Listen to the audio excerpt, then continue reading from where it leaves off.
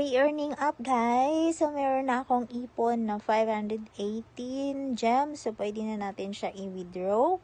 So, pangatlong withdrawal ko na today. So, paano ba siya lalaruin, guys? Ilalagay lang natin yung missing na puzzle. So, ganun lang siya. So, kiklik na natin yung withdraw. Mag-withdraw ako today. Click natin withdraw.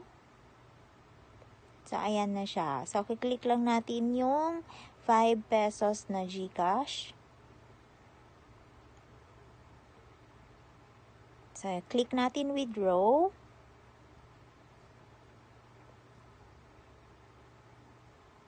And then, click natin confirm. So, ayan na siya. Pending na. So, wait na lang natin ma-receive. So, within few seconds or 1 minute, ma-receive na natin siya.